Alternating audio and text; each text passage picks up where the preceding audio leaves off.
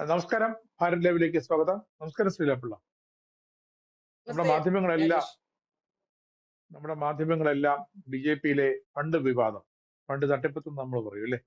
B J പിയിൽ നടന്നുകൊണ്ടിരിക്കുന്ന ആ ഒരു വിവാദമല്ല, നടന്ന സംഭവം, അതിനെ ആ, പല തരത്തിൽ ഉള്ള വാർത്തകൾ, പല രേഖകൾ ഒക്കെ പുറത്തു വരുന്നുണ്ട്. നമ്മൾ ആ ബില്ല്, എസ് പി ജിക്ക് വാഹനം അലോട്ട് ചെയ്ത ആ ബില്ലൊക്കെ നമ്മൾ മാധ്യമങ്ങളിലൊക്കെ നമ്മൾ കണ്ടതാണ്. നമ്മൾ ആ രേഖകളെ കണ്ടതാണ്. പക്ഷേ ആ, അടിക്കടി സംസ്ഥാന അധ്യക്ഷന്റെ ചില വാർത്താക്കുറിപ്പുകളും വരുന്നുണ്ട്.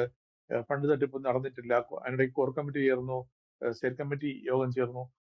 ഇപ്പോൾ ചില നടപടികൾ എടുത്തിരിക്കുന്നു. പക്ഷേ ഫണ്ട് തട്ടിപ്പ് വിവാദവുമായി ബന്ധമില്ലാത്ത ചില ജീവനക്കാരെയൊക്കെ പാർട്ടി ആസ്ഥാനമായ തിരുവനന്തപുരത്തെ മാരാർജി ഭവനിൽ നിന്നും പിടിച്ചു പുറത്താക്കി എന്നാണ് കേൾക്കുന്നത്. കാരണം സംശയമാണ്, നിങ്ങളാണോ എന്ന് പലരോടും ചോദിച്ചിട്ട് അവസാനം സംശയമുള്ള ആളെ, ഈ ഓർമ്മയില്ലേ, പണ്ട് ഒരു കഥയിൽ പറയുമല്ലോ, കയ്യിൽ നീലമഷി പുരണ്ട ആളാണ് പ്രതി. അപ്പൊ കയ്യിൽ മഷിയുണ്ടോ എന്ന് തപ്പി നടന്ന ഒരു വ്യക്തിയെ പറ്റി. അതേപോലെ മഷി തപ്പി നടന്ന് ഒടുവിൽ ഒന്ന് രണ്ട് ജീവനക്കാരെ വലിച്ചു പിടിച്ച് നിർബന്ധിച്ച് പുറത്തിറക്കി വിട്ട് മാധ്യമങ്ങളുടെ മുന്നിൽ തങ്ങളൊക്കെ സത്യസന്ധരാണ്, സംശുദ്ധരാണ് എന്ന് തെളിയിക്കാനുള്ള ചില നീക്കങ്ങൾ, അതാണ് ഇപ്പോൾ നടന്നുകൊണ്ടിരിക്കുന്നത്. എന്താണ് ശ്രീലാപിള്ള ഇതിൽ ഏറ്റവും പുതിയ വിവരങ്ങൾ? ഫണ്ട് തട്ടിപ്പ് നടന്നിട്ടില്ല, അങ്ങനെ ഒരു പ്രശ്നമേ ഇല്ല, അങ്ങനെ യാതൊരു പ്രതിസന്ധിയും അവിടെ ഇല്ല എന്നൊക്കെ കഴിഞ്ഞ കുറെ നാളുകളായി സംസ്ഥാന അധ്യക്ഷനും ബാക്കിയുള്ളവരും ഒക്കെ ആവർത്തിച്ചുകൊണ്ടിരിക്കുകയാണ്.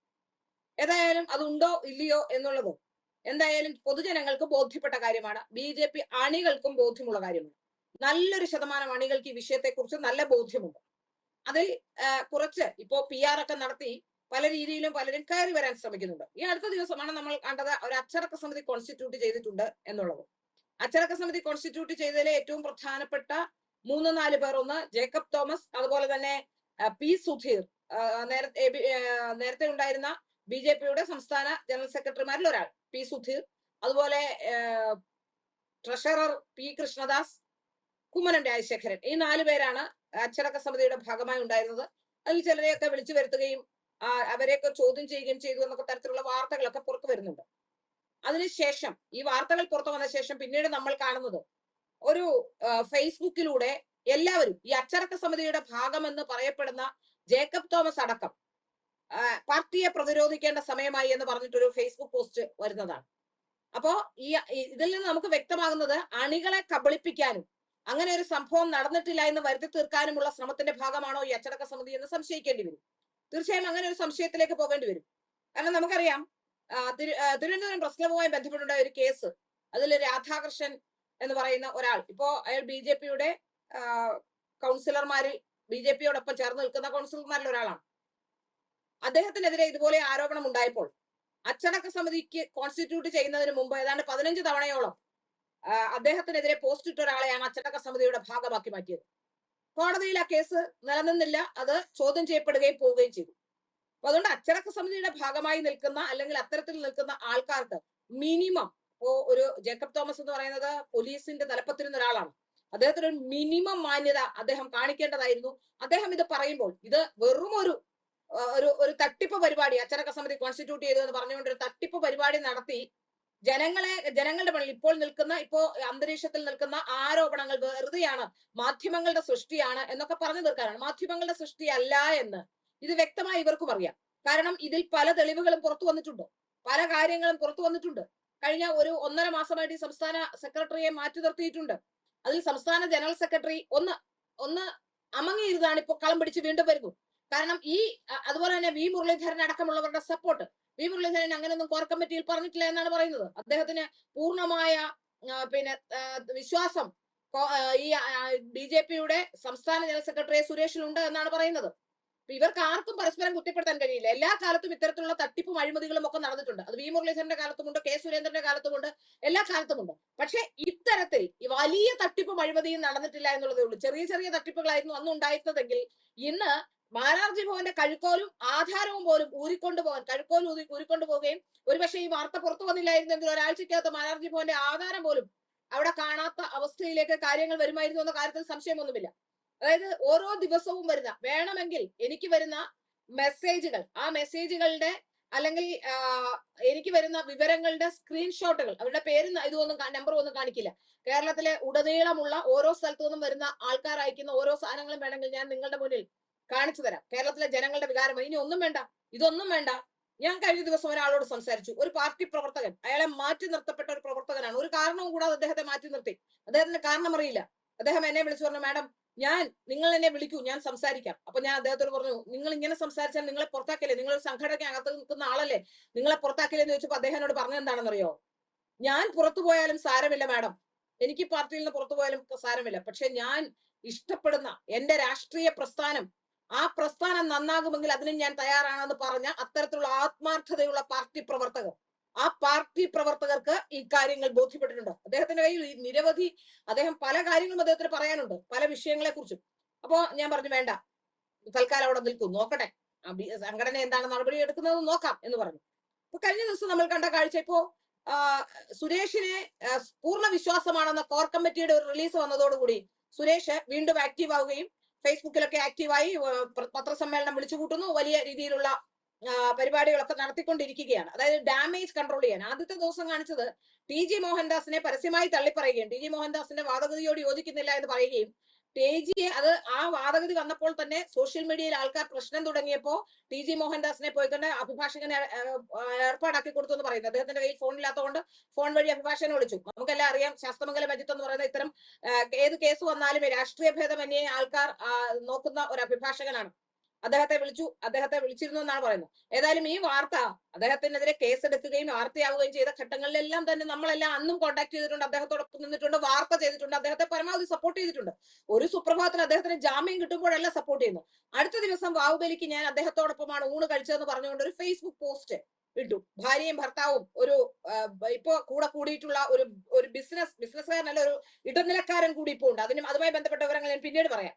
ഒരു എല്ലാ സർക്കാരിനെയും പല സ്ഥലങ്ങളിലും കടന്നു കയറാൻ കഴിയുള്ള ഒരു ഇടനിലക്കാരൻ ഇപ്പൊ ഇവരുടെ ഇടയിൽ സ്ഥാനം പിടിച്ചിട്ടുണ്ട്. അത് ഞാൻ പിന്നീട് ആ ആളെ കുറിച്ച് ഞാൻ വിശദമാക്കാം. അപ്പൊ ഇടനിലക്കാരനും എല്ലാം കൂടി പോയിരുന്ന ആഹാരം കഴിക്കുകയും ആഹാരം കഴിച്ച ശേഷം ഒരു ചിത്രം ഫേസ്ബുക്കിൽ ഇടുകയും ഒക്കെ ചെയ്തു. ആ ചിത്രത്തിൽ ഏതാണ്ട് 6.5K ലൈക്കൊക്കെ കിട്ടി. പക്ഷെ അതില് കുറച്ച് കമന്റുകൾ ഇയാൾക്ക് നെഗറ്റീവാണ്, കുറച്ച് കമന്റുകളൊക്കെ പോസിറ്റീവായി വന്നു. അടുത്ത ദിവസം രാവിലെ വീണ്ടും റീൽസ് ഇടുകയാണ് അദ്ദേഹത്തോടൊപ്പമുള്ളത്. അപ്പൊ ഇതിൽ നമുക്ക് മനസ്സിലാക്കാൻ സാധിക്കുന്ന ആരുടെയെങ്കിലും ഏണിൽ ചാരി തന്റെ ഡാമേജ് കൺട്രോൾ ചെയ്യാനുള്ള നീക്കമാണ് സുരേഷ് ഇപ്പോൾ നടത്തുന്നത് നമുക്കറിയാം. അത് വ്യക്തമാണ്, അത് അവിടെ നിൽക്കട്ടെ. പക്ഷെ ഇപ്പൊ ചെയ്തിരിക്കുന്ന ഏറ്റവും പ്രധാനപ്പെട്ട കാര്യം, മാരാർജി ഭവനിൽ നിന്ന് വിവരങ്ങൾ ചോർത്തി നൽകുന്നു എന്ന് പറഞ്ഞുകൊണ്ട് ഒരു ഇലക്ട്രീഷ്യനെ പുറത്താക്കി എന്നാണ് എനിക്ക് മനസ്സിലാവുന്നത്. ഈ ഇലക്ട്രീഷ്യനെ പുറത്താക്കുമ്പോ ആ കുട്ടി 10-21 വയസ്സുള്ള ഒരു കുട്ടിയാണെന്ന് പറഞ്ഞു കേൾക്കുന്നു. ആ കുട്ടി പറഞ്ഞു, നിങ്ങൾ തെളിവ് കാണിക്കൂ, എനിക്ക് ആ ആളെ, അതായത് ഞാനാണ് സോഷ്യൽ മീഡിയയിൽ ഈ വിഷയവുമായി ബന്ധപ്പെട്ട് CCTV ഓഫായി എന്ന് എഴുതിയത്. അപ്പൊ അതാണ് കാരണമെന്നാണ് ഞാൻ മനസ്സിലാക്കുന്നത്. അപ്പോ എനിക്ക് അയാളെ ഒരു പരിചയവുമില്ല, ഈ കുട്ടിയെ പരിചയമില്ല, ആ കുട്ടിക്ക് എന്നെയും പരിചയമില്ല. ആ കുട്ടി ശക്തിയുക്തം എതിർത്തു. പറ്റില്ല, ഞാൻ ചെയ്തിട്ടില്ല, അത് ചെയ്യാത്തത് കൊണ്ട് തന്നെ അതിനെ എതിർക്കാനുള്ള എല്ലാ അവകാശവുമുണ്ട്. ചെയ്ത ഒരാളാണെങ്കിൽ അപ്പം മിണ്ടാതെ ഇറങ്ങിപ്പോ. ആ കുട്ടി പറഞ്ഞു, എനിക്ക് അറിയില്ല, എനിക്ക് ഇങ്ങനെ ഒരാളെ അറിയില്ല, നിങ്ങൾ തെളിവ് കാണിക്കും, അല്ല നീയാണ് ചെയ്തത് എന്ന് പറഞ്ഞുകൊണ്ട് ആ പയ്യനെ വിളിച്ച് ചോദ്യം ചെയ്യുകയും അതിനുശേഷം ആ കുട്ടി പറഞ്ഞു, പറ്റില്ല, ഞാൻ രാജീവ് ചന്ദ്രശേഖർജിയെ കണ്ട ശേഷം മാത്രമേ ഇവിടെ നിന്ന് പോവുകയുള്ളൂ, എനിക്ക് ഇതിനകത്തൊരു പങ്കുമില്ല, എനിക്കത് എന്റെ സത്യസന്ധത തെളിയിക്കണം എന്ന് പറഞ്ഞ് ഇന്നലെ ആ കുട്ടി അവിടെ നിന്നു എന്ന് മനസ്സിലാക്കുന്നു. അപ്പൊ സുരേഷ് പറഞ്ഞത്, ഞങ്ങൾ പറയില്ല ആരോട് നിങ്ങളെ പുറത്താക്കിയതാണെന്ന്, നിങ്ങൾ ഒരു കാര്യം ചെയ്യൂ, നിങ്ങൾ അങ്ങ് വേറെ ജോലി കിട്ടി പോയതാണ് എന്ന് പറയണമെന്നാണ്. പക്ഷെ ഇന്നത്തെ പത്രങ്ങളിലെല്ലാം ആ വാർത്ത വന്നിട്ടുണ്ട്. അപ്പോ ഈ ആളെ പുറത്താക്കി എന്ന വാർത്ത കൊടുക്കുകയും ആ കുട്ടിക്ക് ഡാമേജ് ഉണ്ടാക്കാൻ ശ്രമിക്കുകയും ചെയ്തതാണെന്ന് നമുക്ക് മനസ്സിലാക്കാൻ സാധിക്കുന്നു. അതും ഈ കുട്ടി ഇതല്ല ഇതിന്റെ യഥാർത്ഥ പ്രശ്നം. അതായത് 1-2 ആഴ്ച മുമ്പ് സുരേഷിന്റെ ഡ്രൈവറും ഈ കുട്ടിയുമായി ചെറിയ വഴക്കുണ്ടായി. അപ്പോ സുരേഷിന്റെ ഡ്രൈവർ ആദ്യം ഇയാളെ കയറി ആക്രമിക്കുകയായിരുന്നു എന്നാണ് ഞാൻ മനസ്സിലാക്കുന്നത്. അപ്പോ അവിടെ നിന്ന് ഇയാളെ പുറത്താക്കാൻ ശ്രമിച്ചപ്പോൾ അവിടെ ഉണ്ടായിരുന്നവരൊക്കെ ഇടപെട്ട് പറ്റില്ല, CCTV നോക്കണമെന്ന് പറഞ്ഞപ്പോ CCTVയിൽ ഇയാളാണ്, അതായത് സുരേഷിന്റെ ഡ്രൈവറാണ് ഈ കുട്ടിയെ ഉപദ്രവിക്കാൻ ആദ്യം ശ്രമിക്കുന്നത്. അപ്പൊ അതുകൊണ്ടാണ് ഉപദ്രവിച്ചത്. അപ്പോ അതുകൊണ്ട് തന്നെ ആ വിഷയത്തിൽ രണ്ടുപേരെയും ആലോചിച്ച് നോക്കൂ, വാദിയും പ്രതിയെയും ഒരുമിച്ച് സസ്പെൻഡ് ചെയ്ത ശേഷം തിരിച്ചെടുത്തു. അപ്പൊ ആ വൈരാഗ്യമുണ്ട്. മറ്റൊരു പ്രധാനപ്പെട്ട വിഷയം ഉണ്ടായത്, അഞ്ജന എന്ന് പറയുന്ന സ്റ്റേറ്റ് സെക്രട്ടറിയുടെ കൂടെ ഒരു ഡ്രൈവർ ഉണ്ട്. കഴിഞ്ഞ കുറെ നാളുകളിൽ കുത്തുകേസിൽപ്പെട്ട് ജയിലിലായിരുന്നു, ഇപ്പൊ പുറത്തിറങ്ങിയിട്ടുണ്ട്. അതിന്റെ ജാമ്യം ലഭിക്കാനും ഒക്കെ അഞ്ജന പോയതും അത്തരത്തിലുള്ള കാര്യങ്ങളൊക്കെ, അത്തരത്തിലുള്ള സപ്പോർട്ടുകൾ ചെയ്യാനുള്ള ശ്രമങ്ങൾ ഉണ്ട് എന്നൊക്കെ തരത്തിലും, അത് പോയിരുന്നു എന്ന തരത്തിലും, ജാമ്യം ലഭിക്കാനുള്ള ശ്രമങ്ങൾ നടത്തിയിരുന്നു എന്ന തരത്തിലും ഒക്കെ വാർത്തകൾ വന്നിരുന്നു. അപ്പോ അയാളെ കുറിച്ച് ഈ മായി ബന്ധപ്പെട്ട് കുത്തുകേസിൽപ്പെട്ടപ്പോ അയാളൊരു കുത്തിയാൾ ഈ പയ്യനുമായി എന്തോ അടുപ്പവും ബന്ധവുമുള്ള ആളാണ്. അപ്പോ ഇയാളെ കുറിച്ച് ശ്യാം എന്ന് പറയുന്ന ഈ ഡ്രൈവറെ കുറിച്ച് എന്തോ ഒരു അന്വേഷണം ഈ കുട്ടി നടത്തി. ഈ കുട്ടി അന്വേഷണം നടത്തിയപ്പോൾ അതിന് വിവരങ്ങൾ ലഭ്യമായി. ആ വിവരങ്ങൾ പാർട്ടിക്ക് ദോഷകരമാകരുതെന്ന് പറഞ്ഞ് അവിടുത്തെ ഓഫീസ് സെക്രട്ടറി ജയരാജ് കൈമൾ എന്ന് പറയുന്ന ഒരാളുണ്ട്, ജയരാജിന്റെ ഓട് പറഞ്ഞു കൊടുത്തു എന്നാണ് ഞാൻ മനസ്സിലാക്കുന്നത്. ജയരാജിനോട് മാത്രമേ ആ കുട്ടി പറഞ്ഞിട്ടുള്ളൂ, കുട്ടി പുറത്ത് ആരോടും പറഞ്ഞില്ല. അപ്പൊ ജയരാജ് ഇത് അഞ്ജലിക്കും സുരേഷിനും കൈമാറിയിട്ടുണ്ട് എന്നാണ് മനസ്സിലാക്കുന്നത്. എല്ലാ കാലഘട്ടത്തിലും ജയരാജ് എന്ന് പറയുന്ന ഒരാൾ അവിടെ വന്നിട്ടുണ്ട്. ഈ ജയരാജ് ആരാണ്, എന്താണ് ജയരാജിന്റെ പശ്ചാത്തലം എന്താണ് ആർക്കും അറിയില്ല. ജയരാജ് ഒരു കോൺഗ്രസ്സുകാരനായിരുന്നു എന്നാണ് മനസ്സിലാക്കുന്നത്.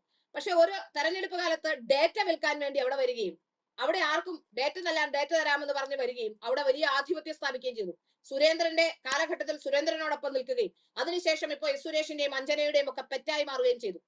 ഞാൻ മനസ്സിലാക്കുന്നത് ഈ തെരഞ്ഞെടുപ്പ് കഴിഞ്ഞപ്പോ ഹൈറൈഡർ വണ്ടി എടുത്തു എന്നാണ്. കഴിഞ്ഞൊരു തെരഞ്ഞെടുപ്പ് കാലത്ത് ഇയാളെ കുറിച്ച് വരുന്ന മറ്റൊരു പ്രധാനപ്പെട്ട ആരോപണം, ഇയാൾ 95 ലക്ഷം രൂപ ഒരു ബാങ്കിൽ നിക്ഷേപിച്ചിട്ടുണ്ടെന്നാണ് ഒരു തെരഞ്ഞെടുപ്പ് കഴിഞ്ഞ സമയത്ത്. അപ്പോ ഇവരുടെ കുടുംബ പശ്ചാത്തലം, അയാളുടെ വീടും കുടുംബ പശ്ചാത്തലവും ഒക്കെ തീരെ സാമ്പത്തികമായി തീരെ ഒന്നുമില്ലാത്തൊരു ഫാമിലിയിൽ നിന്ന് വന്ന ഒരാളാണ്. അപ്പൊ വളരെ പെട്ടെന്ന് ഇവരൊക്കെ വരുന്നു, പണക്കാരാകുന്നു, പഴയ കോൺഗ്രസ്സുകാർക്കൊക്കെ അവിടെ ആധിപത്യം സ്ഥാപിക്കാനുള്ള അവസരം ഉണ്ടാകുന്നു. അപ്പോ ഈ കുട്ടിയെ യഥാർത്ഥത്തിൽ ഈ കുട്ടിയെ ഉപദ്രവിക്കാനുള്ള പ്രധാനപ്പെട്ട കാരണങ്ങൾ ഇവരൊക്കെയാണ് എന്നാണ് നമുക്ക് മനസ്സിലാവുന്നത്. ആരാണ് ഇവിടെ നിന്നും ഈ വാർത്തകൾ ചോർത്തി മറ്റുള്ളവർക്ക് നൽകുന്നത് എന്നത് കണ്ടുപിടിക്കാൻ കഴിയാതെ വരുമ്പോ ആരുടെയെങ്കിലും തലയിൽ വെച്ച് ചെറിയ കുട്ടികളെ അടക്കം ഉപദ്രവിക്കുകയാണ്. ഇന്നലെ രാത്രി ആ കുട്ടി പോവില്ല എന്ന് പറഞ്ഞപ്പോ ഇന്നലെ രാത്രി സുരേഷ് ഇടപെട്ട് ആ കുട്ടിയെ പിടിച്ചു വലിച്ച് മാരാർജി ഭവനിൽ നിറക്കി ഏതോ ഹോട്ടലിൽ പോയി താമസിക്കാൻ പറഞ്ഞ ആ കുട്ടി ഏതോ ഹോട്ടലിൽ താമസിക്കുന്നുണ്ടെന്ന് മനസ്സിലാക്കുന്നു. അദ്ദേഹം ആ കുട്ടി രാജീവ് ചന്ദ്രശേഖർജി വന്ന ശേഷം അദ്ദേഹത്തെ കണ്ട ശേഷം അദ്ദേഹത്തോട് കാര്യങ്ങൾ പറഞ്ഞ ശേഷം മാത്രമേ പോവുകയുള്ളൂ. കാരണം അദ്ദേഹത്തിന് സത്യം ആ കുട്ടിക്ക് ബോധ്യപ്പെടുത്തേണ്ടതുണ്ടെന്നാണ് ഞാൻ പറയുന്നത്. ഇനി ഞാനൊരു കാര്യം പറയാം. ഞാൻ ഈ BJP ഓഫീസിൽ പോയാൽ എനിക്ക് അവിടുത്തെ ചെറിയ കുട്ടികളോടോ അവിടെയുള്ള ഒരു സ്റ്റാഫിനോടോ എനിക്ക് അവിടെ നേരത്തെ പരിചയമുള്ള ആൾക്കാർ സ്റ്റാഫുകളെ എവിടെ ഉണ്ടോ എന്ന് എനിക്കറിയില്ല. ഒന്നോ രണ്ടോ പേര്, അവിടെയുള്ള ഒന്നോ രണ്ടോ മീഡിയയുമായി ബന്ധപ്പെട്ടവരോ അല്ല അത്തരത്തിലുള്ള ഒന്നോ രണ്ടോ പേരാണ് സ്റ്റാഫ് എന്ന് പറയുമ്പോൾ ശമ്പളം വാങ്ങിക്കുന്നവരാണല്ലോ. അല്ലാതെ അവിടെയുള്ള ഒരാളെയും എനിക്ക് യാതൊരു പരിചയമില്ല. ഞാൻ എന്റെ പൂർണ്ണ ഉത്തരവാദിത്വ ബോധത്തോടെ ഞാൻ പറയുന്നു, ഈ CCTVയുമായി ബന്ധപ്പെട്ട വിഷയങ്ങളോ ഏതെങ്കിലും വിഷയങ്ങളോ ഈ കുട്ടിയുമായി എനിക്ക് ഏതെങ്കിലും തരത്തിലുള്ള ബന്ധമോ ആ കുട്ടിക്ക് എന്നോട് ഏതെങ്കിലും തരത്തിലുള്ള ബന്ധമോ ഉണ്ട് എന്ന് സുരേഷ് തെളിയിക്കുന്ന പക്ഷം ഞാൻ എന്റെ പത്രപ്രവർത്തനം തന്നെ അവസാനിപ്പിക്കുകയും BJPക്കെതിരെ ചെയ്ത മുഴുവൻ വാർത്തകളും ആ വാർത്തകളുമായി ബന്ധപ്പെട്ട് ആ മുഴുവൻ മാപ്പ് പറഞ്ഞ് പൊതുസമൂഹത്തോട് മാപ്പ് പറയുകയും ചെയ്യും. ഒരു വെല്ലുവിളിയായി സുരേഷ് ഏറ്റെടുക്കണം. ആരുടെയെങ്കിലും സുരേഷിന്റെ ഡ്രൈവറെ, അതായത് സുരേഷിന്റെ ഡ്രൈവറിന്റെ അപ്രീതിക്ക് പാത്രമായാൽ പോലും BJPയിൽ നിൽക്കാൻ കഴിയില്ല എന്ന അവസ്ഥ, BJPയുടെ ഓഫീസിൽ ജീവിക്കാൻ കഴിയില്ല എന്ന അവസ്ഥ ഉണ്ടാകുന്നത് എത്ര മോശപ്പെട്ട എത്ര ഖേദകരമായ കാര്യമാണ്. അതുപോലെ അവിടെ പല കാര്യങ്ങളും നടക്കുന്നുണ്ട്. കെ സുരേന്ദ്രന് വേണ്ടി ആരെയോ ഒരാളെ അവിടെ നിന്നും കഴിഞ്ഞ തെരഞ്ഞെടുപ്പ് കാലത്ത് കുറച്ചു ദിവസം ലീവ് എടുത്ത് വീട്ടിൽ പോയി. ലീവ് എടുത്ത് വീട്ടിൽ പോയ ശേഷം അയാളുടെ അമ്മയ്ക്ക് സുഖമില്ലായിരുന്നു. കുറച്ചു ദിവസം കഴിഞ്ഞ് അയാൾ 1-2 ദിവസം സുരേന്ദ്രന് വേണ്ടി പ്രവർത്തിക്കാൻ മഞ്ചേശ്വരത്ത് പോയതിന്റെ പേരിൽ അവിടുത്തെ ഓഫീസ് സ്റ്റാഫിനെ പുറത്താക്കിയിട്ടുണ്ട്. അതായത് സുരേഷിന്റെ അപ്രമാദിത്യമാണ് BJP ഓഫീസിൽ നടക്കുന്നത്. ഇത് പലവട്ടം പറഞ്ഞിട്ടും BJPയെ പൂർണ്ണ വിശ്വാസമാണെങ്കിൽ, BJPക്ക് സുരേഷിനെ പൂർണ്ണ വിശ്വാസമാണെങ്കിൽ കേരളത്തിലെ അണികൾ നിങ്ങളെ പഠിപ്പിക്കും. എന്താണ് നിങ്ങൾക്ക് വരാൻ പോകുന്നതെന്ന് കേരളത്തിലെ അണികൾ നിങ്ങളെ പഠിപ്പിക്കും. ഒരു സംശയം അക്കാര്യത്തിൽ വേണം. ഇത്രയും കാര്യങ്ങൾ ചെയ്തിട്ടും ഇത്രയും കൺമുമ്പിൽ ഇത്രയും വിഷയങ്ങൾ ഉണ്ടായിട്ടും ഇന്നും സുരേഷിനെ ഇത്തരത്തിൽ സുരേഷിനെ പ്രവർത്തിക്കാൻ അവിടെ കഴിയുന്നുണ്ടെങ്കിൽ തീർച്ചയായും അത് ചിന്തിക്കേണ്ട കാര്യമാണ്. കേരളത്തിലെ അണികൾ അത് ചിന്തിക്കും. സുരേഷിന്റെ ഫേസ്ബുക്ക് ഒന്ന് എടുത്തു നോക്കിയേ. 900 കമന്റ് വന്നാൽ അതിൽ ഏതാണ്ട് 899 കമന്റും സുരേഷിനെതിരാണ്. കേരളത്തിലെ ജനങ്ങളിടുന്ന കമന്റാണ്. ഈ നേതാക്കന്മാര് മാത്രമല്ല, അണികളാണ് വോട്ട് ചെയ്യുന്നത്. വിപ്ലവങ്ങൾ ഉണ്ടാകുന്നത് താഴെ തട്ടിൽ നിന്നാണ്. CPMനെ അണികൾ പഠിപ്പിച്ചു കഴിഞ്ഞു എന്താണ് സംഭവിക്കുക എന്ന്. BJPക്ക് ഇന്ന് 11-12%, ഇപ്പൊ 12% വോട്ടിംഗ് പെർസെന്റേജ്. അത് 14-ൽ നിന്ന് 12-ലേക്ക് വന്നതാണ്. ഈ 12 എന്നത് 6 ആകാൻ ഇനി അധിക സമയം വേണ്ട. കേരളത്തിലെ നേതാക്കന്മാരും കേരളത്തിലെ നേതൃത്വവും ദേശീയ നേതൃത്വവും ഇതിനെ നേരെ കണ്ണടച്ചാൽ കേരളത്തിലെ അണികൾ എന്താണ് സംഭവിപ്പിക്കുക എന്ന് വരുന്ന തെരഞ്ഞെടുപ്പുകളിൽ അത് മനസ്സിലാക്കാൻ സാധിക്കും. ഈ കേരളത്തിലെ BJP പ്രവർത്തകരുടെ വോട്ടുകൾ നേടുന്നതും പൊതുരംഗത്തു നിന്നുള്ളവരുടെ മറ്റുള്ളവരുടെ വോട്ടുകൾ BJPക്ക് ലഭ്യമാകുന്നതും ഒരിക്കലും നേതാക്കന്മാരുടെ മികവ് കൊണ്ടല്ല. കേരളത്തിലെ ജനങ്ങളെ സ്വാധീനിക്കാൻ കഴിവുള്ള ഒരു നേതാക്കളും കേരള BJPയിൽ ഇല്ല. അത് തീർച്ചയായും കേന്ദ്ര സർക്കാരിന്റെ കേന്ദ്ര സർക്കാരിന്റെ പ്രവർത്തനങ്ങൾ, നരേന്ദ്രമോദിയുടെ പ്രഭാവം അതൊക്കെ കൊണ്ട് തന്നെയാണ്. മറ്റ് സംസ്ഥാനങ്ങളിലെ ഓരോ തെരഞ്ഞെടുപ്പ് പ്രവർത്തനങ്ങളും അവിടുത്തെ തെരഞ്ഞെടുപ്പ് കഴിഞ്ഞ ശേഷം അവരുടെ ഭരണ മികവ് ഇത്തരത്തിലുള്ള കാര്യങ്ങൾ കൊണ്ടാണ് കേരളത്തിലെ ജനങ്ങൾ BJPക്ക് എല്ലാ കാലത്തും വോട്ട് നൽകുന്നത്. കേരളത്തിലെ നേതാക്കന്മാരുടെ ഗുണം കൊണ്ടല്ല. അതുകൊണ്ട് ഇനിയും ഇത്തരം നേതാക്കന്മാരെ സംരക്ഷിച്ചുകൊണ്ട് മുന്നോട്ട് പോകാനാണ് ഈ പാർട്ടി തീരുമാനിക്കുന്നതെങ്കിൽ അണികളാണ് തീരുമാനിക്കേണ്ടത് എന്ത് ചെയ്യണം എന്നുള്ളത്. അത് അണികൾ തീരുമാനിക്കട്ടെ. കാരണം ഒരു കാരണവും കൂടാതെ ഒരു 20-21 വയസ്സുള്ള ഒരു കുട്ടിയെ രാത്രി 10:30 അവിടെ നിന്നും ഇറക്കി ഏതെങ്കിലും ഹോട്ടലിൽ കൊണ്ട് താമസിക്കുക. ആ കുട്ടി എന്തെങ്കിലും, അത് സത്യസന്ധനായ കുട്ടി ആയതുകൊണ്ട് തന്നെ ആ കുട്ടിക്ക് വലിയ മാനസിക പ്രയാസം ഉണ്ടാവും. ഇവരെ പോലുള്ളവർക്ക് തൊലിക്കട്ടിയുള്ള, എന്തും കാണിക്കാൻ കഴിവുള്ള, എന്ത് ഉടായ്പ കാണിച്ചാലും പൊതുസമൂഹത്തിന്റെ മുന്നിൽ വന്നു നിന്ന് വീണ്ടും താൻ ഒന്നും ചെയ്തിട്ടില്ല എന്ന മട്ടിൽ പെരുമാറുന്ന ഇത്തരത്തിലുള്ള ആൾക്കാർക്ക് അതൊരു പ്രശ്നമാവില്ല. അവരെ സംബന്ധിച്ചിടത്തോളം ഇതൊരു വിഷയമേ ആവില്ല. അവരിത് വീണ്ടും തുടർന്നുകൊണ്ടേയിരിക്കും. നേരെ മറിച്ച് സത്യസന്ധരായിട്ടുള്ളവർക്ക്, ആത്മാഭിമാനമുള്ളവർക്ക് അവരുടെ ആത്മാഭിമാനത്തെ ചോദ്യം ചെയ്താൽ, അവരെ കള്ളരാക്കിയാൽ, അവരെ കൊള്ളക്കാരാക്കിയാൽ, അവരെ ഏതെങ്കിലും രീതിയിൽ ആക്രമിക്കാനുള്ള കാര്യങ്ങൾ ചെയ്താൽ അതിന് തീർച്ചയായിട്ടും അവർക്ക് മനപ്രയാസം ഉണ്ടാവും. ആ കുട്ടിയെ രാത്രി 10, 21, 22 വയസ്സുള്ള ഒരു കുട്ടിയെ രാത്രി കൊണ്ടേതിൽ ഹോട്ടൽ മുറിയിൽ കൊണ്ടു നിർത്തി ആ കുട്ടിക്ക് എന്തെങ്കിലും സംഭവിച്ചാൽ അതിന് ഉത്തരവാദിത്വം സുരേഷ് പറയുമോ? എന്താണ് സംഭവിക്കുക? യഥാർത്ഥത്തിൽ BJP നേതൃത്വം അത് അവർ എന്താണെന്ന് വെച്ചാൽ നടപടി എടുക്കട്ടെ. അത് എനിക്ക് തോന്നുന്നില്ല ഒരു നടപടിയും ഉണ്ടാകുമെന്ന്. ഒരു നടപടിയും ഉണ്ടാവില്ല. ഒന്നും സംഭവിച്ചില്ല എന്ന് പറഞ്ഞുകൊണ്ട് കൈയൊഴിയുക തന്നെ ഉണ്ടാവുകയുള്ളൂ എന്നാണ് ഞാൻ മനസ്സിലാക്കുന്നത്. കാരണം ഇത്രയും തെളിവുകൾ പുറത്തു വന്നിട്ടും ഒന്നുമില്ല ഒന്നുമില്ല ഒന്നുമില്ല എന്ന് പറയുകയാണ്. ഇനിയും തെളിവുകൾ, ശബ്ദമടക്കം വരും ദിവസങ്ങൾ നമ്മൾ പുറത്തുവിടും. ഇനിയും തെളിവുകൾ, 100 കണക്കിന് തെളിവുകൾ നമ്മളുടെ കയ്യിലുണ്ട്. ശബ്ദമടക്കം പുറത്തുവിടും. പിന്നെ എനിക്ക് വാർത്ത തരുന്നവരെ പുറത്താക്കാൻ നിങ്ങൾ വിചാരിച്ചാൽ നടക്കില്ല. കാരണം നിങ്ങൾക്ക് അവരാരെന്ന് കണ്ടെത്താൻ സാധിക്കില്ല. അതിൽ സംശയമുണ്ടെങ്കിൽ നിങ്ങൾ നോക്കിക്കോളൂ. കാരണം കണ്ടെത്തിയാൽ തന്നെ നിങ്ങളുടെയൊക്കെ പ്രിയപ്പെട്ടവരായിരിക്കും. അതുകൊണ്ട് നിങ്ങൾ പാവം പിടിച്ച ആൾക്കാരെ ഉപദ്രവിക്കാൻ ശ്രമിക്കരുത്. ഉപദ്രവിച്ച് അവരെ ഇല്ലാതാക്കാനുള്ള ശ്രമം നടത്തരുത്. അവരുടെ ജീവന് ഭീഷണി ഉയർത്തരുത്. അതാണ് എനിക്ക് പറയാനുള്ളത്. എന്തിനാണെന്നറിയില്ല, എനിക്ക് ആ കുട്ടിയെ അറിയില്ല, ഏത് കുട്ടിയാണെന്നും അറിയില്ല. ചെറിയ കുട്ടികൾ ആരാണ്ടാണ് ഈ ചെറിയ കുട്ടികളെന്ന് ഞാൻ BJP ഓഫീസിൽ പോയാൽ പത്രസമ്മേളനം കഴിയും, ഒരു 10 മിനിറ്റ് അവിടെ നിൽക്കുന്ന സീനിയേഴ്സിനോട് വർത്താനം പറയും. അതിനുശേഷം ഞാൻ എന്റെ വണ്ടി എടുത്ത് പോരുക. ഞാൻ അവിടെ ക്യാമ്പ് ചെയ്യുന്ന ഒരാളല്ല. BJP ഓഫീസിൽ പോയി മണിക്കൂറുകളോളം ക്യാമ്പ് ചെയ്തിരിക്കുന്ന ആളെയല്ല ഞാൻ. ഒരു നേതാവിന്റെ അടുത്ത് 10 മിനിറ്റിൽ കൂടുതൽ ഞാൻ ഒരു 5-10 മിനിറ്റ് ആരോടെങ്കിലും സംസാരിച്ചു. അതിൽ കൂടുതൽ ഞാൻ സംസാരിക്കാറില്ല. എന്തെങ്കിലും ആവശ്യം പത്രസമ്മേളനത്തിന് ചെല്ലുമ്പോൾ, അതും 10 മിനിറ്റ് മുമ്പ്, പത്രസമ്മേളനം തുടങ്ങുന്ന സമയത്ത് അത് ക്യാമറയൊക്കെ ഒന്ന് വെക്കാനുള്ള സമയം, ഒരു 10 മിനിറ്റിന്റെ സമയത്ത് മാത്രമേ ഞാൻ അവിടെ പോവുകയുള്ളൂ. ആ ഓഫീസിൽ എനിക്ക് ആരുമായി ബന്ധമില്ല. അവിടുത്തെ ബാക്കിയുള്ള പണ്ടും എനിക്കറിയാവുന്ന, ഇന്നും എനിക്കറിയാവുന്ന ചില ആൾക്കാരെ മാത്രമേ എനിക്ക് അവിടെ പരിചയമുള്ളൂ. ഓഫീസ് സ്റ്റാഫിനെ ഒരാളെ എനിക്കറിയില്ല. ഞാൻ ഓഫീസ് സ്റ്റാഫുകളെ പരിചയപ്പെടാൻ പോയിട്ടില്ല. എവിടെയോ ഇരിക്കുന്ന ഇലക്ട്രിക് ഒന്ന് ആലോചിച്ച് നോക്കൂ. CCTV ഓഫായെങ്കിൽ CCTVയുമായി ബന്ധപ്പെട്ട് പ്രവർത്തിക്കുന്നവരെയല്ലേ അവർ ചോദ്യം ചെയ്യേണ്ടത്? അതിന് പകരം ഇലക്ട്രീഷ്യൻ എന്താ അതിനകത്ത് കാര്യം? പിന്നെ രേഖകൾ ചോർന്നത് ഇലക്ട്രീഷ്യൻ ആണോ ചോർത്തുന്നത്? അപ്പൊ ആ ഓഫീസിൽ രേഖകൾ കീപ്പ് ചെയ്യുന്ന ഇലക്ട്രീഷ്യൻ ആണോ? എനിക്ക് മനസ്സിലാവുന്നില്ല. അവിടുത്തെ രേഖകളല്ല ഇലക്ട്രീഷ്യന്റെ കയ്യിലാണോ? അപ്പൊ പിന്നെ ഓഫീസ് സെക്രട്ടറി എന്തിനാ? ഈ നിങ്ങളുടെ സ്ഥാപനത്തില്, നിങ്ങളുടെ ഒരു സംവിധാനത്തിൽ നിന്ന് ചോരുന്നുണ്ടെങ്കിൽ നിങ്ങളുമായി ഏറ്റവും അടുപ്പമുള്ളവരാണ് അവർ. നിങ്ങളോട് ചിരിച്ചു നിൽക്കുകയും മറ്റുള്ളവരുടെ മുന്നിൽ അത്തരം വാർത്തകൾ കൊടുക്കുകയും ചെയ്യുന്നവരായിരിക്കും. അതാണ് ആദ്യം മനസ്സിലാക്കേണ്ടത്. നിങ്ങളോട് ചിരിച്ചു നിൽക്കുന്നുണ്ടെങ്കിലും ഈ എല്ലാ കാലത്തും എല്ലാവരുടെയും ആൾക്കാരായി മാറാൻ കഴിവുള്ള ചില ആൾക്കാർ അവിടെയുണ്ട്. തരത്തിനനുസരിച്ച് നിറം മാറാൻ കഴിവുള്ള ചില ജീവികൾ അവിടെയുണ്ട്. അത്തരത്തിലുള്ള ജീവികൾ എല്ലാ കാലത്തും എല്ലാ സംഘടനയിലും ഉണ്ടാവും. അപ്പൊ നിങ്ങൾ പാവം പിടിച്ചവരെ എന്തിനാ ഇതിനകത്ത് പിടിച്ച് വലിച്ചടയ്ക്കുന്നത്? ഇന്നത്തെ മനോരമ പത്രത്തിലും വാർത്തയുണ്ട്. ആ വാർത്ത എനിക്ക് അയച്ചു കിട്ടി രാവിലെ. അപ്പൊ അതിൽ ഏതൊക്കെയോ 2-3 പത്രങ്ങൾ വാർത്ത വന്നിട്ടുണ്ട് ഇവരെയൊക്കെ പുറത്താക്കിയതുമായി ബന്ധപ്പെട്ട്. ഞാൻ ഇപ്പോഴും പറയുന്നു, എന്റെ പത്രപ്രവർത്തനം ഈ പറയപ്പെടുന്ന ഈ പുറത്താക്കിയ കുട്ടികളുമായി ഏതെങ്കിലും തരത്തിലുള്ള ബന്ധം എനിക്കുണ്ടെങ്കിൽ, അല്ലെങ്കിൽ എനിക്ക് വാർത്ത ചോർത്തു തന്ന അവരാണെങ്കിൽ, ഞാൻ എന്റെ മാധ്യമ പ്രവർത്തനം അവസാനിപ്പിച്ച് BJPയുടെ സംസ്ഥാന ജനറൽ സെക്രട്ടറി S സുരേഷിന്റെ മുമ്പിൽ നേരെ പോയി ക്ഷമ പറയും. പക്ഷെ സുരേഷ് തെളിയിക്കണം. ഇത് വെല്ലുവിളിയായി ഏറ്റെടുക്കണം സുരേഷ്. വെറുതെ വല്ലവരെ ആക്രമിക്കാൻ പോകരുത്. പാവം പിടിച്ച കുട്ടികൾ അതിന്റെ പാപഭാരം കൂടി എന്റെ ചുമലിലേക്ക് വെക്കരുത്.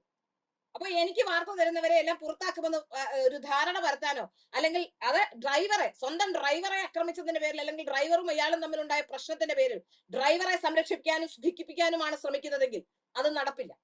ആ കുട്ടി നിയമപരമായി നേരിടണം ഈ വിഷയത്തെ. ആ കുട്ടിക്ക് പേടിക്കാനൊന്നുമില്ലല്ലോ. ആ കുട്ടി നിയമപരമായി നേരിടണം. ഞാൻ പറയുന്നതാണ്. എനിക്കറിയില്ല കുട്ടി ഏതാണ്. ആ കുട്ടിയോട് ഞാൻ പറയുന്നത്, ഈ കുട്ടി ഈ വാർത്ത കാണുന്നുണ്ടെങ്കിൽ ആ കുട്ടിയോട് ഞാൻ പറയുന്നത്, നീ ഇത്രയൊക്കെ വലിയ കാര്യം 10-21 വയസ്സുള്ള പിള്ളേരാകുമ്പോൾ ഒന്നും മനസ്സിലാവത്തില്ലെന്ന് എനിക്ക് തോന്നുന്നു. ഏതെങ്കിലും ഒരു അഭിഭാഷകനെ എത്രയും പെട്ടെന്ന് നേരിൽ കാണുക.